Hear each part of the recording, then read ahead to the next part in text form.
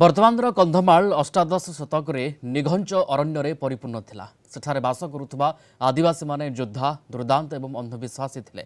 राजा माने भୟରେ कर आदाय करने को कंधमाल आसुनथिले। 1821 इंग्रेज माने प्रथमे कंधमाल को आसी बिसीपड़ारे ऑफिस कोर्ट स्थापन करी कंधमाल सदर महकुमा बिसीपड़ा करथिले। किंतु 1904 पर पुणी कंधमाल सदर महकुमा बिसीपड़ारू फुलबाणी को स्थानांतर करथिले। आसतु आमे आज बुली जिबा कंधमाल जिलार पुरातन सदर महकुमा जहाँ फुलबाणी ठारू मात्र 10 किलोमीटर दूर रे अवस्थित, जोटिकी प्रथमे गोरा साहेब माने आसी सेमानकर कार्यालय और न्यायालय स्थापन करथिले। सेही जगह आज कंधमाल जिले में स्वतंत्र स्थान बजाय रखी। आमे कहूँ आपण को कंधमाल जिला फुलबाणी ब्लॉक रो बिसीपड़ा गाँव कथा।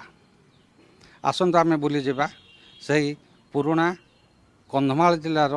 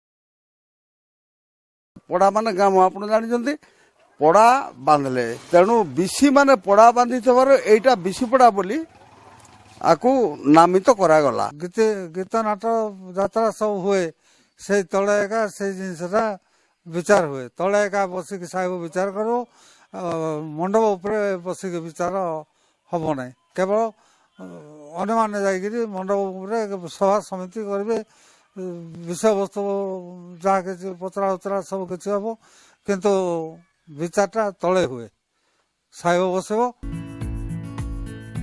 इंग्रेज माने फुलबाणी को निर्दिष्ट भावे केबे आसिले जना पड़ुनथिले मध्य शुक्ला साहेब, चंदा साहेब, बेली साहेब, आल्फ्रेड साहेब बिसीपड़ा को आसी कंधमाल को शासन करथिले। सेमानंको सुशासन एबे मध्य बिसीपड़ा ग्रामवासी झुरुछंती। सेमाने साधारणतः शिक्षा, स्वास्थ्य और न्याय व्यवस्था उपरे गुरुत्व देउथिले। आईन श्रृंखला व्यवस्था को मजबूत करबा पई सेमाने चारि दिगरे चारिटी थाना स्थापन करथिले। हाँ आज्ञा से तो कहले भाई चंदा साहेब, शुक्ला साहेब, बेली साहेब ऐसा थे। जोरा को जो गाँ जाक जो थिला मलकी पड़ा बत पड़ा ना सियाड़े जैसे आम पंचायत ये दूरिया दूरिया ये जाक से विचार हे बोले से खट धरिकी आए से तो गाड़ी मोटर किसी नाला आग तापर हाँ रास्ता घाट भी नाई हाँ से भूकर नौले सवारी। कंधमालरू वीडियो जर्नालिस्ट सागर पाढ़ी अजित महाराणा रिपोर्ट कलिंग टीवी।